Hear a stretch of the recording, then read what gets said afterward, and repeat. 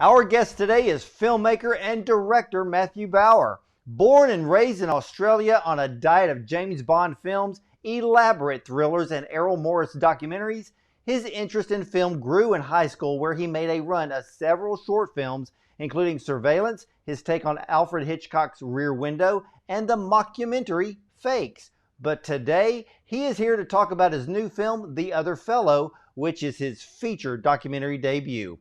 And in a world of 8 billion people, there are those who are named after famous people. And in this case, what's it like to grow up with the name of the most famous secret agent in film, James Bond? Let's welcome film director of The Other Fellow, Matthew Bauer, to the show. Welcome, Matthew.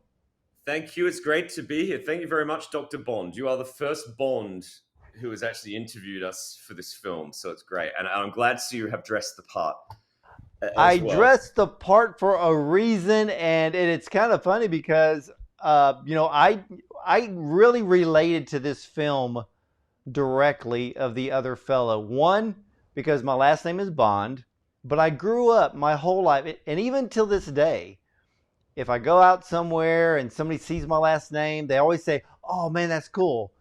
Your first name wouldn't have to be James, would it?" So I hear that all the time.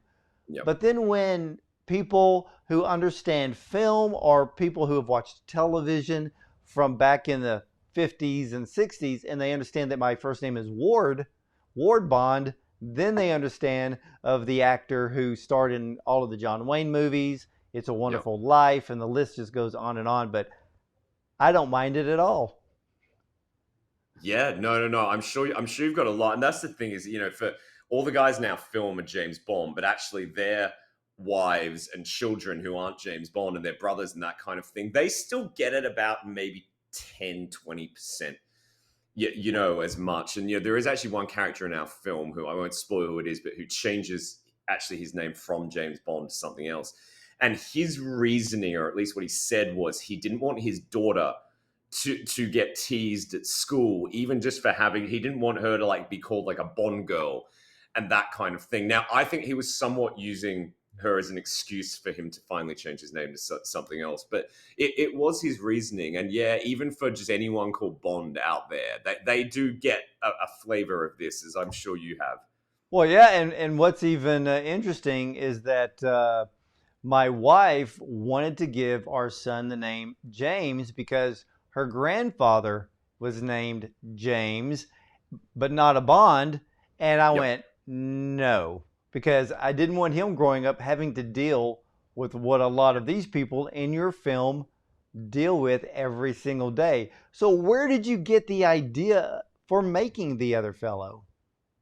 So I was in the early days of Facebook. I was actually a part of a Facebook group for people who had my name. And so, it's the kind of thing you could do on Facebook. It was all the Matthew Bowers on Facebook had this little group. And we would talk about those innocuous things, which is, when you try and sign up for wardbond@gmail.com and it's already taken, you go, there must be another Ward Bond out there somewhere. Or sometimes you get an email, to a Ward Bond that's not for you. And you're like, that person must have got the wrong email address. And so we would talk about those kind of things, who's got Matt Bauer at Gmail, who's got Matthew Bauer at Gmail, who's got the Matt Bauer Instagram handle, that kind of thing. And I don't know exactly the moment it came, but somewhere in there I went, what if James Bond? Because I'm a big Bond fan. And obviously it was quite quick to type James Bond in on Facebook and LinkedIn and social media and that kind of thing. And quite quickly I had just sent just a spam message saying, hey, I'm thinking of making a film about this. Have you got any stories to tell? And I was expecting all of the Aston Martin and Shaken Not Stirred jokes, which they did mention. They also often mention it's very good for relations with the opposite or same sex when you can introduce yourself to James Bond. But quite quickly, they were also coming back with a lot of the stories you see in the film, which was about missing Nazi fathers and being on the run from the police and dealing with the police, and then actually, a story that was actually more about stalking as well. And quite quickly, those stories were going a lot deeper than I expected. And back to the original kind of thing about that online identity thing it spoke to that a lot, particularly in our day and age as well. And what you can only imagine, and it very much is explored in the film, what having the name James Bond does to your online experience. And so on a basic level, you can't sign up for Facebook as James Bond. If you try and sign up, it actually tells you to make a James Bond fan page. Not that, but it doesn't let you use his name. So every James Bond on Facebook is called Bond James or JB Bond, or they have to use their middle name. So even in that, they have to take on a false identity to do that. And of course, they can't get their email address. And significantly in the film, you cannot be Googled because of this, and so on those levels as well, there is this kind of real online identity problem that comes up, and which very much, the beating heart of this film is something of a thriller underneath all the comedy, and that online part is kind of the driving force of that. I'll stop there, but yes. Yeah, and you know what? It's funny because as you were talking, it dawned on me the only safety net for all of these people named James Bond is that they will probably never deal with identity theft. And because Yeah. like you said, you go online, you type in the name James Bond, and you're just going to get the history of every film. You're going to see Ian Fleming, the list goes on and on. But to me, having that name, I wouldn't want to have the first name James. And even when people ask me, well, is your first name James? And I said, no, but I taught him everything he knows. So that's what I always say back and always make a lighthearted joke out of it. But I would never want to be named James Bond. I'll stick with Ward Bond. Yeah, I mean, the thing is though, Doctor, is what happens is if you and your family will know this, and that's why it's so cool to actually speak to you, because mostly I speak to guys called James Bond, but you're in a unique part of it. And if you're the Bond family and you have a son or are having a son, this is going to come up at some point. Someone is going to say to your parents or to you, have you thought about James? And I think our film deals with the 0.05 to 1% of those who decide to do it. And funnily enough, when you were speaking about your wife's grandfather or father, I think it was, who had the name James, I didn't find, even though I expected to, when people come across this film, they think that it's about stupid, like stupid social media celebrities who've decided to call their son James Bond as a joke. I didn't come across one who had done that. It was in two categories. It was either they were named in the 60s, and in the 60s, even the 70s, they said, well, how long can these films go on for? Sequel was quite a new concept at the time. And sure, you might have a film that had 2 or 3 sequels. But they were halfway through the books by the end of the 60s. No one thought it would go this long. So there was that. Or when it happens today, it does tend to be, as you said, because their father was a James Bond or their grandfather was a name James Bond. And so they do actually want to hand down a family name, even though that comes with consequences. And yeah, there is a third category in the film I can't really talk about, which is another reason to name it someone James Bond. But Right. Yeah, because it was funny because in your film, we see, I'm not going to say characters because these are real life people named James Bond. You have yes, a Swedish 007 superfan with a Nazi past. You have yes, a gay New York theater director. You have an African American who is accused of murder. And then there's the woman, which I found to be the most intriguing story of your film. So you had this wide range. I mean, how many people did you come across named James Bond that you had to whittle down to a few for the film? yeah, absolutely. And I will say, when it comes to the woman, I'm going to have to leave that there because we like to keep that in the spoiler section of this film. But yeah, what we wanted in this film was especially to go with people who were the opposite of our conception of James Bond. You know what I mean? Today you're dressed as our conception of James Bond, but what we wanted in the film to create the most drama, if you will, was people who were different to that. And you see it. Right now they're picking a new James Bond, and the media loves to go nuts with speculation about this. And I personally find, especially the kind of more conservative media, kind of loves to troll their audience with these stories about how the next James Bond is going to be black, or the next James Bond is going to be gay, or the next James Bond is going to be a woman. And of course, the producers of the James Bond films have never said this. But what they're doing in that is trying to spark debate about what James Bond is, what James Bond isn't, and what James Bond can and can't be. And I think that very much relates to society's view of kind of what a man is and isn't, which James Bond kind of represents. And so, yeah, definitely, specifically here in America, we follow here, actually here in New York where I am, we follow a homosexual James Bond. And of course, he has to deal with sharing a name with the world's most famous womanizer. And of course, when people find out he's gay, their jokes about James Bond obviously combine, with that to say, oh, I thought James Bond was a ladies' man and all that kind of thing. And then in Indiana, we actually found an African American James Bond who very much says in the film that he has the whitest name. Well, you know what stunned me though? And he brought up a point, and I don't know if a lot of people will catch this point. But with the African American named James Bond, when he said, I got pulled over by the cops, it's like a double whammy. First, he's African American. Second, like you said, he's got the whitest name can be, and he's like, the moment I open my mouth, they're going to think that I'm smarting off. And I'm like, this guy can't win. Yeah, no, and it is in this film. So, I mean, what was it? One of the reviews we had for this actually put it really well, because I'm not American, so I'm not so familiar with certain things. But they said, if you think driving while black is a problem, imagine driving while black as James Bond. And this film kind of really deals with this. And actually, we, to get a slightly on the more serious side, we actually shot him before, George Floyd and some of those recent kind of things in your country.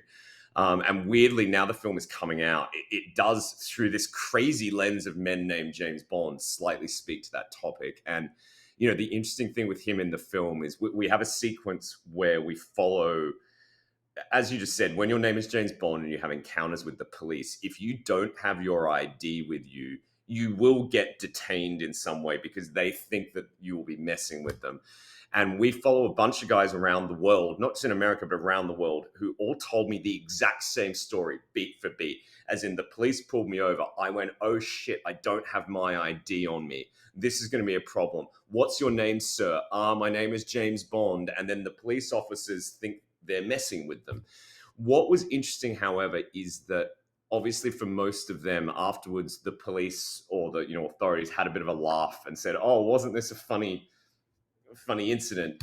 For the African American Bond, he ended up being put in prison for 60 days for this incident because the judge said that he was antagonizing the police officer in the way he was saying it. And of course, look, maybe James did actually get quite riled up when the police officer didn't believe his name was James Bond, but I couldn't believe that he ended up in prison for 60 days for this. And I think that does speak slightly to, look, it's an isolated example, but I think, in this country, there is a perception that, a lot of African Americans are placed in the prison system maybe a little too frequently. And I think in that case, I think it's pretty jaw dropping, actually. Well, with all of the people that you interviewed for this film, do they ever feel that they don't have a true identity because they share a name with one of the most famous characters in film? Well, here's the thing. It's a catch-22. So yes, you don't have an identity in the sense that whoever you are gets so buried by the James Bond thing, and everyone you meet goes straight to the James Bond thing. And so it's like the true version of themselves often never really has a chance to even kind of come out in the first place. And so, but then of course their identity is so formed by being called James Bond that at the same time they wouldn't know who they were without this James Bond identity that gets put upon them. And so, when I asked a lot of them, why not just change your name? None of them are really considering that. There is one that does, but for most of them, that they're like, no, no, no, that's not a thing, and that's because I think this Bond name has made them so much of who they are. But then it's really hard, especially for the New York James Bond thing here. He's like, everyone then pigeonholes me as the gay James Bond, and he's like, so I can't even be me. I then get put as that. And for the African American James Bond, everyone's like, oh, it's the black James Bond, and then he's like, but it's a catch-22, because if they wouldn't know who they were without it. This name has very much formed who they are as a person. And as we were saying, before, these films will never end, and they know this will go forever. And so these guys are kind of stuck in this very unique position, which obviously as a filmmaker is amazing to explore. But it is a very special place to exist in this world. Yeah. Well, where did you find the gentleman in Sweden? When I was watching your film, with him especially, I kept thinking, does he know that he's not James Bond? Because he literally just lives the life as if he was. Yeah. So did you find did you find it interesting and very maybe strange in a way? I think all of the characters in this film, they're all meant to be a little bit ambiguous. You know what I mean? Like, so the New York James Bond, all he tells us is how much he hates it. But as an audience, we go, we think you actually love hating it. Do you know what I mean? And so with the Swedish Bond, yeah, he's very ambiguous. And, for your viewers, he's the son of a Nazi who disappeared after the Second World War. And he needed a father figure to replace his missing father. And oddly, he found that in Ian Fleming's James Bond books and then the James Bond films. And he grew to kind of see James Bond and Fleming as kind of a substitute father figure. And so he spent his entire life slowly turning himself into James Bond, to a point where today, he lives in this tiny, isolated, snowy town in Sweden. And he drives around town in his Aston Martin, dressed as James Bond, and drinks Bollinger champagne and all that kind of thing. And the icing on the cake, and what gets him into this film, was he changed his name to James Bond in the year 2007, because that was 2007. And so he saw himself like the second 007 being, in his head, it makes sense. And yeah, when I first went to meet him, I thought I was going to meet a crazy person. And I went and I actually stayed with him. He said, come to my house, stay with me. And I was like, all right, this is the filmmaking journey. And I was like, I'm going to stay with a crazy person. Actually, I think he has gone so far down the road that it starts to make sense, actually. And I get it. He says something in the film where he says, the great thing about being James Bond is you get to do so many things that normal people don't get to do.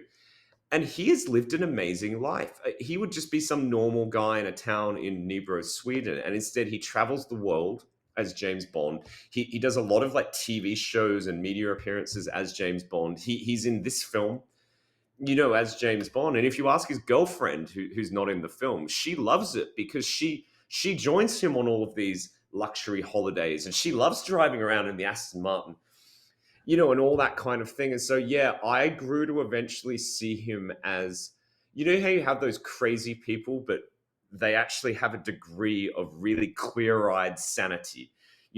He sees the world differently to how we see it, but maybe he's got it right. What did you think? I thought, as I was watching the film, at first I'm thinking, this guy's mental. Yeah. But then as it went on, and then the whole story unfolds, I'm like, okay, I get it. No harm, no foul. The guy lives his life. He's having fun. Go for it. Yeah. Even for me, I mean, walking, Hollywood Walk of Fame. Yep. I found my namesake, Ward Bond. I found the actor's star right there in front of Mann's Chinese Theater. So, yeah, I know where my star is, and so I play with that. Even for me, it's funny because probably I think it's been maybe 10 years now. I have a custom vanity plate on my vehicle. And at first I'm like, okay, what am I going to put on it? And then my wife goes, I got the perfect plate for you. And I said, what's that? She goes, just put Dr. 007. So I did. And from this day, if I drive up somewhere and Yep. people look down and see the license plate, then they look up at me and then they smile or they laugh. But it always brings joy because when they look at it, then they get it instantly. Because they see the DR, then they see the 007. And it worked out great. So, and it's really fun. That's absolutely great. And weirdly enough, in the film, one of our Bonds actually complains about how they can never get the email address because it's already taken. And I ask him like, oh, whoever got James Bond at Gmail must be really special. And he goes, yeah, and his name's probably bloody Tom. It's probably some other person. And so, weirdly enough, in the film, we actually have a Dr. James Bond. And if he lived in the same state as you and tried to get that number plate, some other guy's already taken it. Yeah, and I've never given it up. And I know that I've had it for 10, maybe a couple of years past that now with that plate. And if I ever whenever I decide to get a new vehicle, that plate will be transferred over. So I'm not going to give it up anytime soon. But no, I understand the whole thing about domain names. Yep. I mean, I actually own wardbond.com. Okay. I mean, and I've had it for a long time. So I can understand with those named James Bond, the email addresses, domain names, getting a social media handle on Twitter or Facebook or Instagram or TikTok is going to be virtually impossible. Even my handle on TikTok is Dr. 007. Yeah, absolutely. With the DR, so. A quick experiment, Dr. Bond, just because we're online here. I want to see what happens when I type in Dr. Bond on Google. What comes out. Actually, weirdly enough, I actually get a lot of Dr. Bonds out there. Yeah. There's a lot of them. There are a lot of them out there. That's weird. It's almost like Google kind of knows. I kind of thought I would get a lot of articles on like Dr. No, the James Bond film. But yeah, there are a lot of doctors out there. And we have a Dr. Bond in the film. And he actually, a Dr. James Bond, one who's kind of all the way with it. And it was really, it's not actually so much in the film because the film didn't really go there. But he spoke a lot about how he's like a cancer surgeon. And he was talking a lot about how his patients take a lot of solace in this, and because obviously when you're going in for surgery or you're facing a life-threatening disease, it's a very scary time. And he finds that actually the James Bond, they get a certain amount of solace in the fact that Dr. James Bond is going to be operating on them and kind of helping them. And he sees it as a real advantage that, even if it does give them that extra 5% comfort, that it's quite a good thing. I wouldn't say he trades on it, but he sees the benefit of it in that area. And I can see that because think of the patient's idea or the point of view.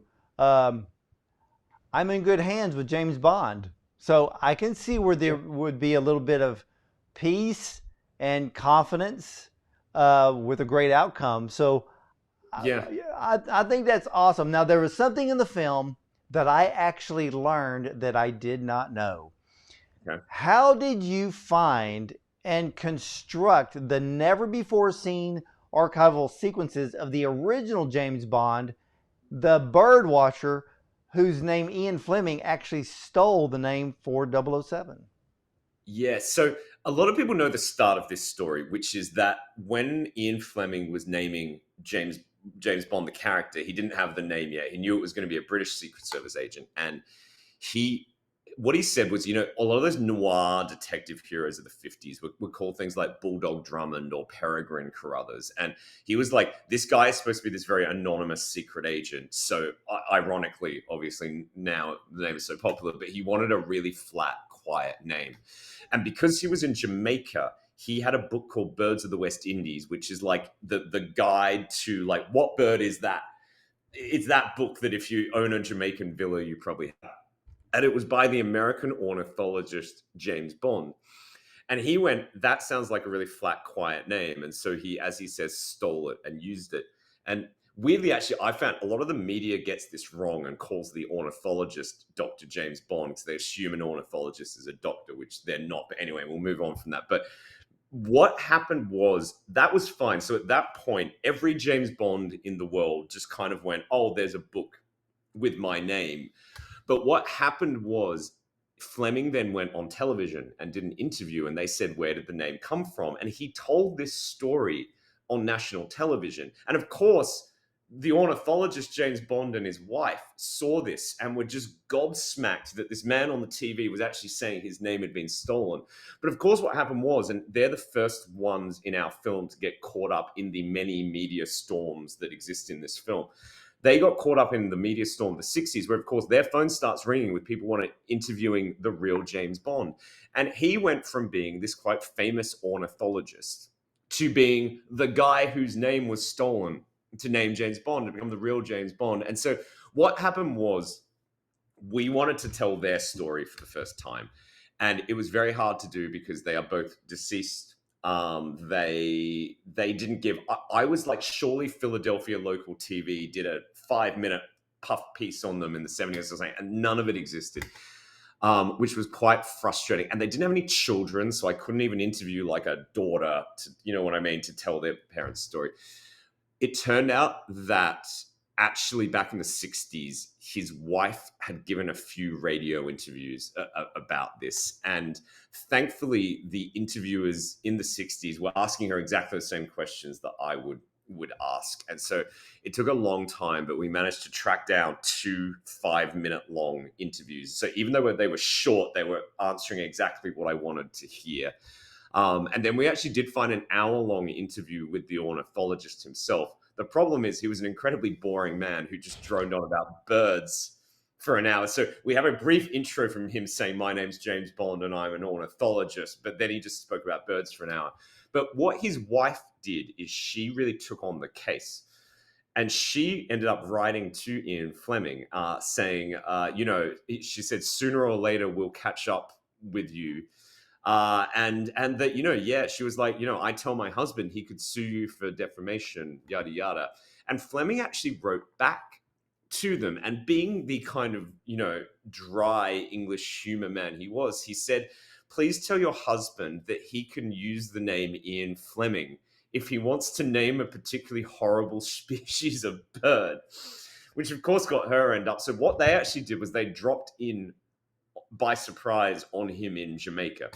And again, it was a lot of work, but actually there was about 10 seconds of 16 millimeter film of the meeting of Fleming and James Bond. So long story short is we managed to find these very short pieces of archive, and then we used reenactments, which star the late Gregory Itzin, who was President Logan on 24, starring my namesake, Jack Bauer.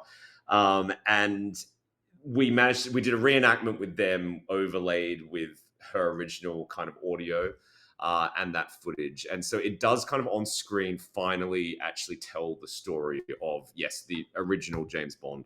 It's a fascinating story. And I love the fact that you were able to get that old footage, bring it and give it new life. And it was really the cement to this whole documentary that you put together. I mean, because you could have just interviewed 20 different James Bonds out there and got their take on what it was like having the name. But to bring in that Ian Fleming footage with the original man named James Bond, where he got the name from the Bird Book, it just made it so fascinating. Yeah, and I love the film. Yeah, they're the first. So they're the first people who are obviously, actually, they weren't the first in the sense that when he named the character, there were thousands of men around the world named James Bond. And we have one in the film who's like 98 years old now. And he just kind of says, oh God, I didn't care about these stupid films anyway. But yeah, we wanted to have the original in there. And what's fun in the footage when you see it is actually the look on Fleming's face.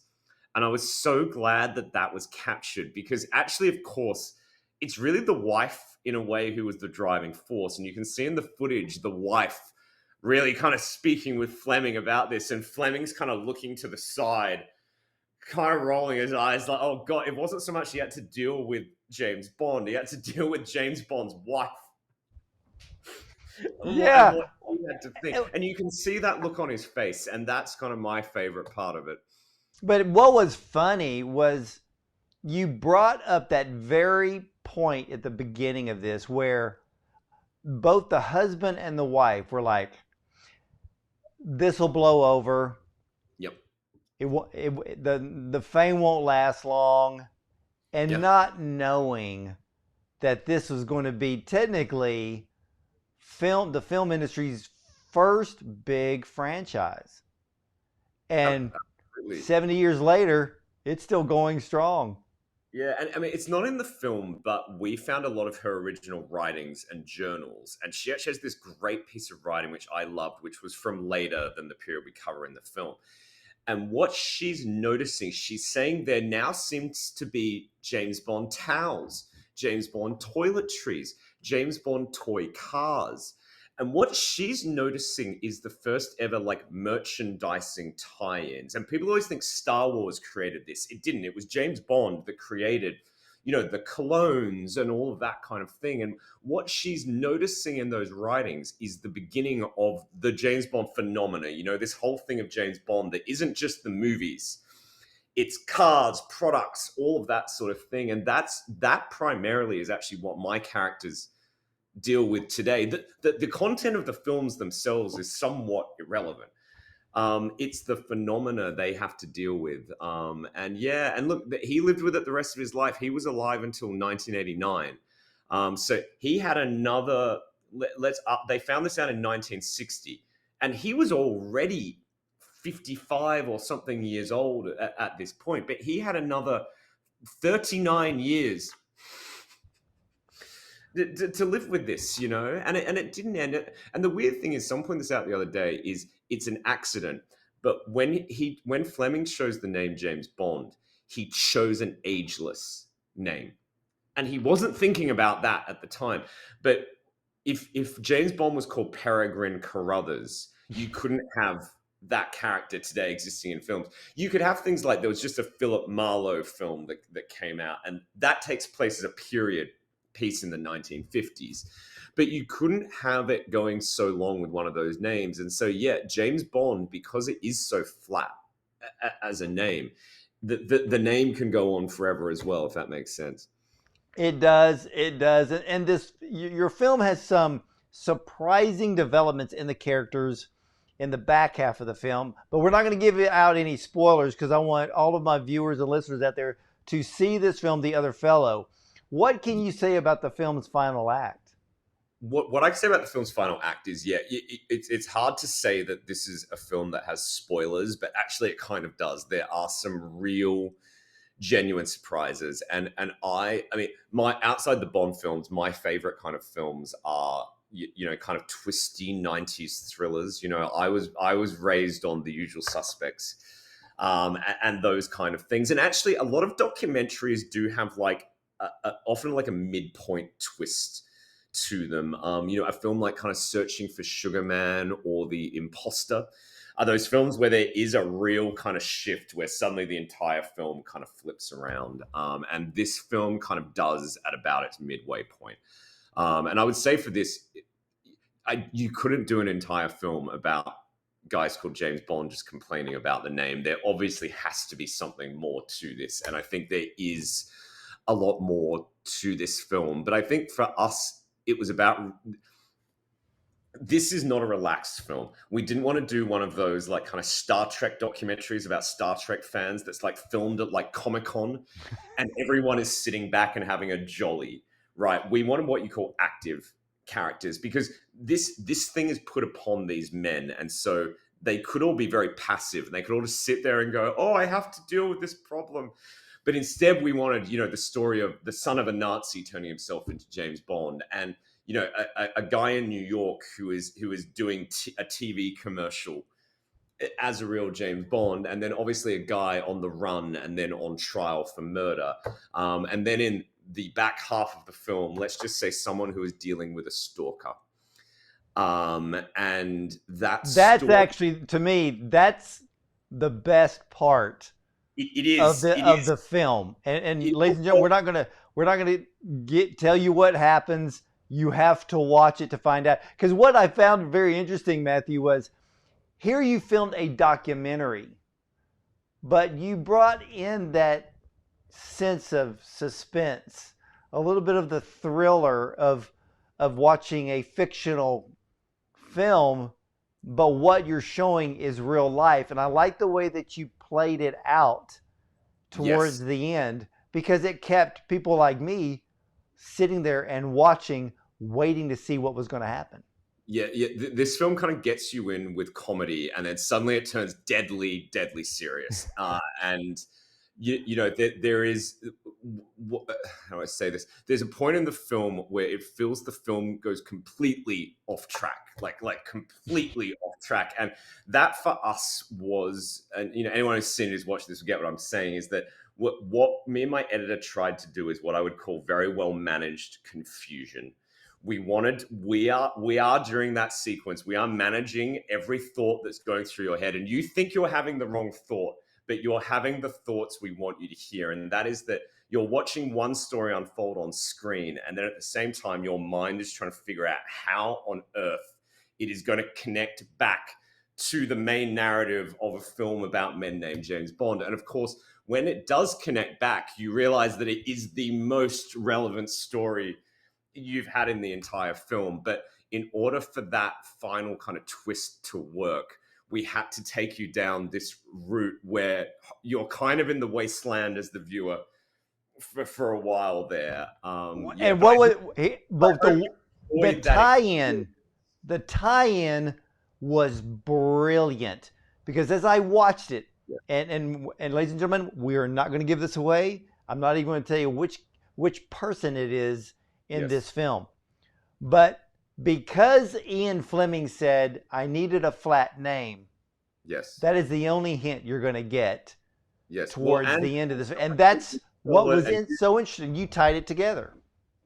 yeah, I mean, when we found that story, we realized it would tie the entire film together, because what that story is it's an inversion of every other story. And it's, in a way, if in the first half of the film we establish that this force field of the James Bond phenomena is a somewhat dark side of the force, we managed to find a character who almost took the force and used it for good instead, but had to go to hell and back in order to get there. But yeah, it's a pretty. We've had crowds cheering in the theater when the thing that happens, and that's what I was hoping for. And actually, weirdly, what we found is we started on the film festival circuit. And of course, crowds are a bit more reserved in those areas. But we played the film in Alameda, which is next to Oakland in California, the other night. And it was to just a more like regular crowd.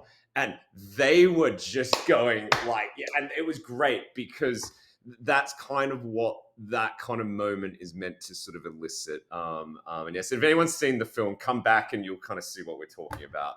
But yes, Yeah, and oh wow, ladies and gentlemen, The Other Fellow by Matthew Bauer. What a film! And and for some of you out there, many of you, well, you don't carry the name James Bond, but you may carry a name of someone famous, and you have your own stories, so you're going to relate to this film. Matthew, who is your favorite actor who has played James Bond? yeah, and I'll say on that, just on what you said there, we've found that actually we can't believe the connections people find to this film. We've had so many people with funny names that aren't James Bond, and they say, "Oh my God, you finally made a film about this." Yeah, but look, my favorite James Bond is Roger Moore, just because he was my first. I think your first is always your favorite, because that's the one that got you into James Bond. Yeah, so Roger Moore's my favorite. But look, I have a soft spot for most of them. I love Timothy Dalton. I think he's great. I think we're all growing to reappreciate Brosnan these days, as well. But Roger Moore, he'll always just be my Yeah, my. see, I was introduced through Roger Moore, and when Pierce Brosnan was named James Bond, I'm like, yeah, they picked the perfect guy. The only problem was the storylines sucked. They were Yep. too cartoonish. Where they took Roger Moore and all of his toys and they went overboard with Pierce Brosnan. And I think that was a problem because I would have taken Pierce and made him more on a serious tone like they did with Daniel Craig. Yeah. Daniel Craig and the storylines that they produced there, to me, except for the last film, were phenomenal. Yeah. And I think across Pierce. the board, I think Daniel was the best across the board. But yeah, most of today's generation will say Roger Moore. Yeah, I think a lot of us, the generation kind of before grew up on Sean Connery, but I think people often see Roger Moore as like the kind of joke Bond or something, but certainly not in England because he's the only, until Daniel Craig, he was the only actual English James Bond. And in England, he's a real kind of national treasure. And he did more Bond films than any of the other Bonds kind of did. And his films are kind of, they're kind of better films in some ways. They're very consistent, the Roger Moore Bond films, and they certainly bring like a level of like action to them, which kind of wasn't so much there in the 60s. And yeah, I love the Roger Moore Bond. I also just love Roger Moore. He's that guy who really is, and I think Connery was quite the same. Connery and Moore, they were slightly playing themselves in a way on screen, but Roger Moore in particular, if I would criticize his portrayal of James Bond, is you are kind of watching Roger Moore the whole time. It's not so like that's James Bond. It is slightly more like, I love that Roger Moore. Yeah, Like, well, that's true. That is very true. And I kind of always felt sorry for Timothy Dalton because Hollywood, I think, rushed the changeover. There should have been a much longer period of time between Roger Moore and then going to Timothy Dalton. I think they yeah, made the films too close together, so the public never really gravitated to Timothy Dalton. And then when Pierce came in, it was like a sigh of relief. Uh, but then when Daniel Craig got named, sure, there was a minor question mark, but yeah. once the first film, Casino Royale, aired, everybody's just like, okay, they hit a home run. They picked the right guy. Who do you think should be the next James Bond? I always answer this question in a way that I think should be the correct answer, and that is the next James Bond should be whoever the producers of the new James Bond film choose to be the new James Bond. I mean, there is so much. I mean, I find it amazing the speculation that goes on this topic. I mean, it's so the subject of this film is that the world is obsessed with James Bond, and the speculation that goes on is astonishing. In the UK, you can bet on this. They have like odds, and then there'll be news articles saying the odds on the new James Bond have changed. Like it's an election. Well, yeah. Well, see, when I found out that Daniel Craig wasn't going to do it anymore, and then Yes. all of the clickbait Yep. speculation started, the Yep. only one that I agree with, even today, is Idris Yep. Elba. He's British. Yeah. He's suave. He's masculine. He can pull it off with ease, and I think the general public would accept it very readily because he's extremely likable. And in this day and age, you better be extremely likable, or if you're not, the fans will troll the movie industry and the movie studio until they change who the actor is. And that I think the next move is going to be vitally important. But I'm putting my chips in on Idris Elba because to me he's the Yeah. only choice at this time. I will say, Doctor, the one thing you're missing though is actually again the subject of this film is that it's the longevity part that causes a problem for Idris Elba because what you're actually casting is someone who's not going to be 60 in 15 years time is the sort of biggest consideration. And I think the problem with Idris, even though people were saying that 10 years ago, I think now that he's about 45 years old, he'd be a good Bond now at this point, but they obviously want someone who's going to play the character for 15 years. And so I think that's often the consideration that kind of goes on with this kind of thing. I think, I don't think James Bond should ever be a 22-year-old, but I think they're often thinking that. And so I think that's what a lot of people miss, I think, sometimes, is actually their age kind of is quite a big factor. So, I mean, Brosnan was 42 when he became Bond. And he was actually, so in GoldenEye, I actually think that's a perfect film. It was the later ones that went a bit off the rails. But I think the problem, Brosnan only did 4 films, but part of that is he kind of couldn't have done 7 because he kind of started a bit late and would have aged out. Connery was 32 when he started. Everyone thinks Daniel Craig was the young James Bond. Connery was 32 when he started, so he had about the right time. People always miss as well, Roger Moore was actually older than Sean Connery the whole time. So even when Roger Moore started, he was older than Connery was at that point. But that caused a problem when you get to A View to a Kill, when I think Roger Moore was like 59. And so, again, that's what I'm saying, is that's, I think, often actually a big factor, in this choice. Yeah, I agree with that. I agree with that. And right now, who knows? They may go with an unknown, Look, it and worked. but Craig. we'll see what happens. But I have to say this because I thought it was really funny when you had the one gentleman, the theater director, uh, the gay James Bond, and I always thought it was funny because when uh, when people find out what his name is, and then they say, "Wow, you must really be a ladies' man," I kind of laughed because if I was him, my comeback would always be, "No, I'm a man's man." No man's man. I'm gonna tell him that one. That's one's quite good.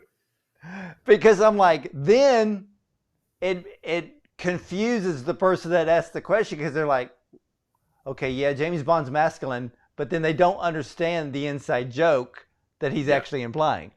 Yeah, no, and look, weird things always come up with this when you talk about the Daniel Craig thing. So he'd been James Bond a while and had kind of always dealt with the James Bond thing, but he's also blonde.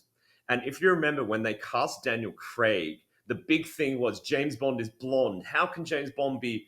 Again, the society has these ideas. I mean, James Bond can't be, and it was all like blonde James Blonde and all that kind of thing. And so suddenly he then has to deal with everyone coming up telling him, "Oh, the new James Bond is blonde like you are," and he's like, "I don't care. Why are you telling me this?" But he would then also get a lot of these Daniel Craig comparisons, and so I asked him in the film, "Are you going for the Daniel Craig look?" And he says, "No, he has a 6-pack and I have a keg." But then I did point out to him, I said to him, "You guys are actually the same age." And he took a second. He's like, "What? Whatever." And actually, they are actually the same age, But they don't. How do I put it? They don't look the same age, because he doesn't have a 6-hour a day training regime. But yeah, the hair color thing brought up a whole lot of new comparison problems for him. Yeah, and as he says, like he's like, "I just want to go buy my milk." Another one says, "I just wanted to have my credit card problem fixed. I didn't need Yeah. this." And I get it. As on a day-to-day basis, there are times when it would be fun. If when you're in the middle of a bit of a stressful day and you don't have time for people's shit, that's when this is a problem. And so, one of them tells the story about when he's on the phone to the credit card company trying to get a credit card problem fixed. And that's always a stressful moment. You're never happy on that phone call.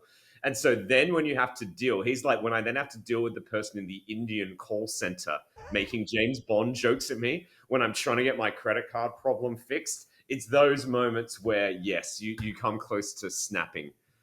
Yeah, the only time that anybody ever brings up to me is if I'm in a restaurant, you put your credit card down and then they see the last name. That's really, for me, is the only time it comes up unless I meet somebody that is older than I am and remembers all of the black and white westerns with John Wayne and Ward Bond in them. Then I kind of laugh. And then if they bring up Ward Bond, I just look at them and go, now I know how old you are. Yeah, yeah, no, and actually, a lot of my bonds have this problem, which is they show up to a restaurant reservation, and it's not there. And it's because the person who took the reservation over the phone thought it was someone doing a prank call. Do you know what I mean? They thought it was someone calling up going, I'd like to reserve a table for James Bond. And they think it's a prank. And so they show up and they're like, oh, so sorry, we thought this was a joke. And so, yeah, it causes a lot of those kind of problems, you know what I mean? And people not believing it's, you know, and so I think, yeah, I think you're lucky you're Ward, not James. Yeah, I do. And ladies and gentlemen, well, first of all, Matthew, where can everybody see the film The Other Fellow? So the film is currently playing in cinemas here in New York. Are you in Los Angeles, Dr. Bond? No, I'm in north side of Houston, Texas. North side of Houston, Texas. Okay. Yeah. So it is. Yes, it is going to be playing in Los Angeles soon, and some other cities around America. But if you want to watch the film today, it is available on demand. So it is available on Apple TV, Amazon Prime, Roku, Vudu, YouTube. If you just search for The Other Fellow on those services, it should come up. Or if you go to our website, Instagram, Facebook, Twitter, they're all, you know, theotherfellow.com, Instagram /theotherfellow, Facebook /theotherfellow, and the links to watch it are there. So you can watch it now. All right, ladies and gentlemen, there you have it. And we all know that we're all into streaming, so you can watch The Other Fellow right now. And I can promise you, from start to finish, you're going to love this documentary, but don't just think of it as a documentary. There is some twist, there are some turns, there is a little bit of suspense, just like a James Bond film. You will enjoy the most incredible ride ever. Matthew, what is next for you? My next film is a film called Ethanol, which is about the world's biggest drug problem. I'll let your audience figure out where that goes. But yes, I'm looking forward to jumping into that one. I'm looking forward to a film where I'm not having to wrangle the stories of 10 James Bonds together into a perfect comedic suspense thriller. To be honest, yes. I've spent a lot of time in the company of Bonds, so it's going to be nice to be doing something a bit different. Well, fantastic. Well, thank you, Matthew, for your time today. And I thoroughly enjoyed the talk of your film, The Other Fellow, and about all of the different James Bonds.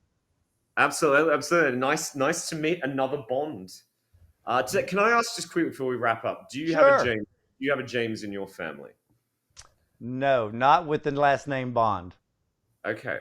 And you haven't named your children James Bond? You haven't gone down that? No, my wife wanted to at least use the name James as the middle name for our son, and I went, nope, I won't even allow that.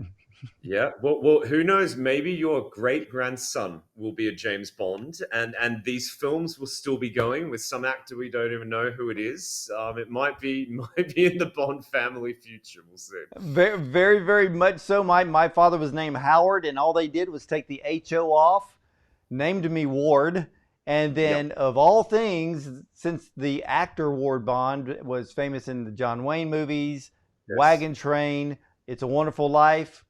As for me, I ended up in television, so who knew? So maybe it helped. You never know with these things. Sometimes a recognizable name is helpful, I think. It is helpful, and I don't mind my name at all. And again, Matthew, thank you so much for being on the program. And ladies and gentlemen, check out The Other Fellow, coming to a theater near you, as well available on demand streaming right now. Apple TV, you name it, it's there. Look it up, The Other Fellow. Watch it this evening. You're going to love it. I can promise you, you will love it. So as for me, Bond, Ward Bond, I'll see you next time.